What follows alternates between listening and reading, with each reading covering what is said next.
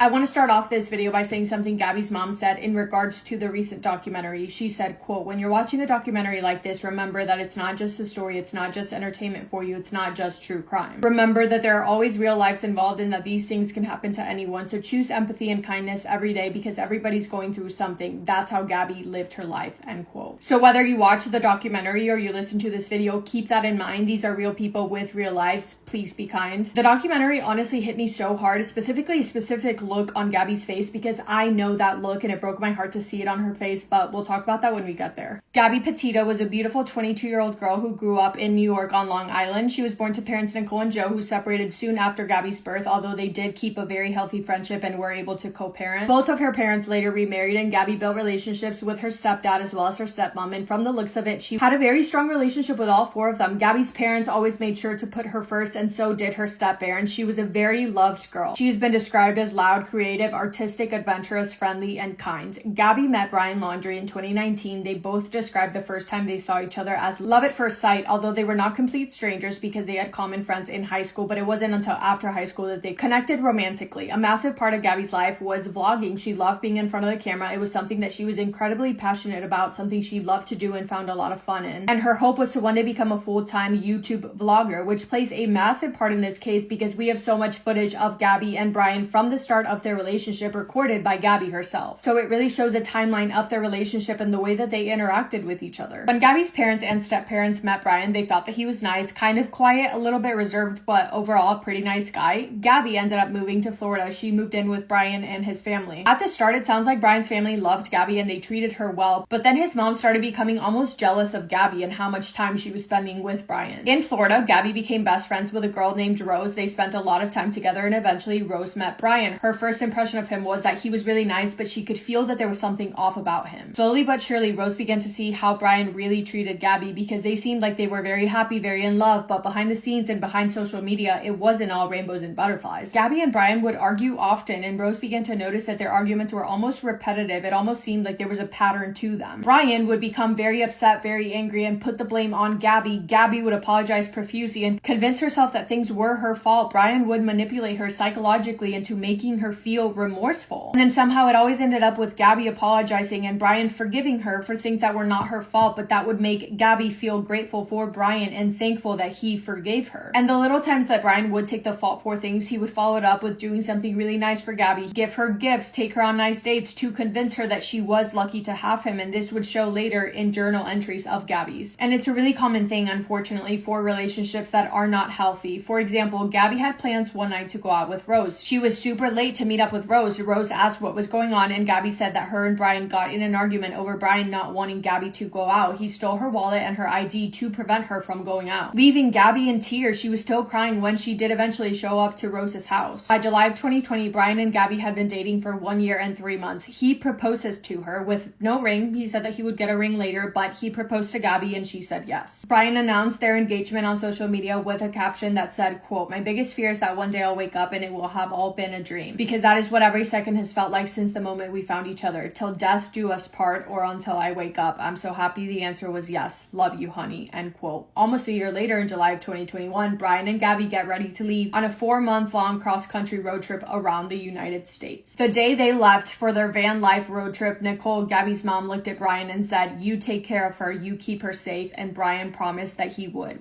Gabby Petito would never return home. Gabby kept up the vlogging throughout their road trip. Although Brian was never really supportive of it, he thought that it was stupid, and of course the content that she was putting out there were the highlights of the trip, the good stuff, the fun stuff. But when footage was released after Gabby's death, all the clips that she cut out showed what Brian's behavior was really like, and it was written all over his face that he wasn't supportive and he did seem bothered by it. This is a quote from one of Gabby's journal entries, quote, "I feel bad I'm always on my phone. I should give Brian more attention. He loves me so much. I don't deserve it, but I'm lucky that he sticks with me," end quote. August 12th of 2021, Gabby and Brian were in Moab, Utah. The police received a call from a person who was concerned because they saw a man slapping a woman. The caller reported this to police, described the vehicle that they were in, which was Gabby's white van, and then further explained that he saw the man hit the woman. They hopped in the car, drove off. Police find them. They speak to Gabby and Brian separately. Gabby explains that she has really bad OCD and really bad anxiety, that they were having a rough morning and had been arguing. She takes full accountability. She says, "It's my fault. I got frustrated. It's my fault. fault. I was distracting him when he was driving. She takes the blame for everything. Meanwhile, Brian pretty much just lets her take the blame. He admits to pushing Gabby, but he makes it sound like it's not a big deal. He says that she just gets worked up and she swung at him first. Both Brian and Gabby have marks on them, Brian on his face and Gabby on her face and her arm. Their behavior, though, is the most noticeable difference between them. Brian is calm, chilled out, he's laughing, he's making jokes with the officers. It's just any other day for him. Gabby, on the other hand, is visibly distraught. She can hardly get any words out other than apologies, and it's clear that she is in distress. But she takes all the blame for it. She doesn't want to say anything or do anything to make Brian feel bad or get him in trouble, because that has been the pattern their entire relationship. She apologizes because it's the only thing she knows how to do. In the end, they both decided not to press charges against each other despite their visible injuries, because Gabby took responsibility of being the primary aggressor. The officers called her the primary aggressor, which should not have happened because it was clear that she wasn't. The couple was separated for the night. Gabby kept the van and the officers got Brian a hotel room. This part of the documentary shattered me because the look on Gabby's face, she looks broken. She looks exhausted from the relationship, exhausted from always taking the blame, for putting Brian's feelings above her own. She looks like someone who needs help but doesn't want to ask for it. The only thing she asked for was to call her mom. And it's chilling because in the body cam footage, when the officers are discussing amongst themselves, deciding on what to do, one of them says, quote, "Too many times women who are at risk want to go back to their abuser and then they end up getting worse and worse treatment and then they end up getting killed." But after they discussed it, the officers decided that it was more of a mental health crisis than anything else, and they all went their separate ways. I cannot imagine how the officers must feel after learning how Gabby and Brian's story ended. It's horrible. 10 days after that incident, Gabby texts her ex-boyfriend. They end up talking on the phone, catching up, and then she says something that makes him think that her and Brian were not on good terms, and then she brings up that she's been thinking about leaving him but hasn't figured out how or when. Based on that phone call, the ex-boyfriend says that it almost sounded like a cry for help, and he made sure to let her know that he would be there for her should she need anything. August 25th, Gabby FaceTimes her mom and she makes an Instagram post. That would be the last time that she would speak to her mom on the phone and the last post that she would ever make. August 27th of 2021, Gabby calls her ex-boyfriend again, but he's unable to pick up the call because he was at work. That day, Gabby and Brian were caught on CCTV footage shopping at Whole Foods. That was the last known footage of Gabby Petito. Authorities are almost positive that Brian ended her life that night. 3 days later, on August 30th, Nicole gets a text from Gabby letting her know that she had no service, but one thing stood out about that text. In the same message, Gabby talked about her grandpa, but she referred to him as Stan, and Gabby never called her grandpa Stan. She called him Grandpa. The next day, September 1st, as well as September 2nd, September 6th, and 7th, Gabby's mom is texting her, failing to get a hold of her. She's trying not to freak out, assuming that maybe they were traveling through somewhere that had very little or no phone service. September 9th, Nicole texts Gabby's father, Joe, asking if he had heard from Gabby. He hadn't. Gabby's ex-boyfriend hadn't heard from her either. Gabby's best friend didn't hear from her on her birthday, which was weird. Gabby's parents and step-parents at this point are thinking Gabby and Brian are missing. They're together and we can't get a hold of them. So Nicole reaches out to Brian's mother, Roberta. She asks if she has heard from either Brian or Gabby and says that she's getting worried because she hasn't heard from Gabby in about 10 days. The text says delivered, but no response. She texts her again later that day, and that text sends in green, meaning Roberta either blocked Nicole or her phone was dead, but I really doubt that her phone was dead. Then Gabby's dad reaches out to the Laundry family. Silence. The parents weren't responding. The sister wasn't responding either. And then Gabby's family got a sick feeling. It was clear that Brian's family wanted nothing to do with them, so they decided to put pictures out of Gabby asking for help in finding her in as many places as they could. They posted it all over social media. They called every police station. They called every park located where Gabby and Brian were supposed to be traveling all around the West Coast. And on September 11th of 2021, they called to officially report Gabby Petito a missing person. That same night, officers went to Brian Laundrie's home. They pull up, they see Gabby's van on their driveway. They knock on the door. Brian's parents answer, and do you want to know the first thing they said? Actually, the only thing they said? They said their son Brian was home. He had been home for days, and they said that they had an attorney and they would not be answering any more questions. They were refusing to speak. So up until this point, Gabby's parents thought that Gabby and Brian were missing, assuming that they were missing together, and then they find out that Brian is home without Gabby with her van. But Gabby was nowhere to be found, and Brian had lawyered up. This made her entire family feel sick. They knew that Brian had done something to her. Overnight, this case was everywhere, and I remember it clear as day. This case is rare in the sense that we lived through it. We saw it unfold, and I remember there being new information out about the case every single single day. Gabby's dad flew to Florida to spread awareness. Gabby's stepdad flew to Wyoming, where Gabby was last seen. Her mother was doing everything that she could back home in Long Island, and her stepmother was incredibly involved as well. It was an all hands on deck situation with one goal and one goal only: to bring Gabby Petito home. Gabby Petito's last known location was in Grand Teton National Park. Law enforcement was searching everywhere. Search and rescue was there. The FBI quickly got involved, and then the body cam footage from August 12th from that incident in Moab was released, and this only made the case blow up on social media even more. Authorities were receiving 200 to 300 tips daily. A woman came forward saying that she gave Brian a ride August 29th, but he wasn't with Gabby. Another girl on TikTok made a video saying that her and her boyfriend gave Brian a ride around the time that Gabby was believed to have gone missing. Another couple came forward who was a part of the van life community. They vlogged very often as well, and when they looked back at the footage that they have when Gabby was believed to have disappeared, they noticed that they caught Gabby's white van on video. That information was a massive break in the case because it narrowed down the location of where Gabby was last seen. September 17th of 2021, Brian Laundrie is reported as missing. His parents declared Brian missing and said they hadn't seen him in 3 days. They said that they thought he could be in the Carlton Reserve in Sarasota County, but said they did not report him missing sooner because they thought that he just went hiking and was planning on coming back. Police began searching for him in the reserve, but the bad weather delayed their search. Meanwhile, another group of officers is searching Brian's home. At his house, they find a note from Brian's mom, Roberta, written to Brian that was labeled "Burn After Reading." In the note, she writes that there is nothing that Brian could do that would make her stop loving him. On a different line in the note, Roberta writes, quote, "If you need to dispose of a body, I will show up with a shovel and garbage bags," end quote. And I think now is a good time to mention the phone records authorities found. On August 29th, a couple days after Gabby Petito was last seen, Brian called his mom, Roberta. He spoke to her for about 55 minutes. Almost immediately after, his father called an attorney and then wired the attorney $25,000. During that time, Brian is texting Gabby as if he wasn't with her, although records show that their phones were right next to each other when they were texting, which I think is safe to say that Brian was just trying to create an alibi. The day after that, Brian starts making the drive back with Gabby's van without Gabby, uses Gabby's debit card to pay for gas in the process, then sends money from Gabby's account to his own with the memo being, quote, "Goodbye, Brian, I'll never ask you for anything again," which again is him trying to create an alibi. 2 days after Brian was reported missing by his parents on September 19th of 2021, authorities go out and they search the area where Gabby and Brian were last known to be camping at the Spread Creek camping area in Wyoming. And shortly after that, 22-year-old Gabby Petito was found. Her body was wrapped up in a sweater. She was lying on her side, described to be laying in an unnatural position. Her cause of death was ruled a homicide by blunt force trauma and manual strangulation. Authorities believe that Gabby's body had been there since August 27th. Her family was devastated. It was the outcome that nobody wanted, and it broke their hearts. It broke the hearts of everyone that loved her, which were a lot of people. Brian Laundrie was a person of interest, the only person of interest. Authorities believe that Brian was responsible for ending Gabby's life, and then he moved her body to where it was found. Brian was still missing, and they needed to find him immediately. October 20th of 2021, a month after Brian was reported missing, his remains were found. Brian's belongings and his body were found by his parents and authorities at the park where he was believed to have gone hiking. Brian's parents claimed that they really thought that he just went out hiking and was planning on returning home, but we don't know how true that is. It was ruled that Brian Laundrie unalived himself. With the human remains, they also found a backpack, a weapon, and a notebook. In the notebook, Brian wrote goodbye letters to his family, but he also wrote an explanation as to what happened to Gabby, which I want to make sure we know it's a lie because it does not match up with her autopsy report at all, but this is what he wrote. I'm just reading parts of it because it's quite lengthy. Quote, "I'm sorry to everyone this will affect. Gabby was the love of my life and I know adored by many. I'm so very sorry to her family because I love them. I'd consider her younger siblings my best of friends. I am sorry to my family. This is a shock to them as well as a terrible grief. They loved her as much, if not more than me. A new daughter to my mother and aunt to my nephews. Please do not make this harder for them. This occurred as an unexpected tragedy. Rushing back to our car, trying to cross the streams before it got too dark to see, too cold. I heard a splash and a scream. I could barely see. I couldn't find her for a moment. I shouted her name. I found her breathing heavily, gasping. She was freezing cold. When I pulled Gabby out of the water, she couldn't tell me what hurt. She had a small bump on her forehead that eventually got larger. Her feet hurt, her wrist was hurting, and she was freezing, shaking violently. While carrying her, she continually made sounds of pain. Lying next to her, she said little, between violent shakes, gasping in pain, begging for an end to her pain. I don't know the extent of Gabby's injuries, only that she was in extreme pain. I ended her life. I thought it was merciful, that it was what she wanted, but I see now the mistake I made. I panicked. I was in shock, but from the moment and I decided, took away her pain. I knew I couldn't go on without her, end quote.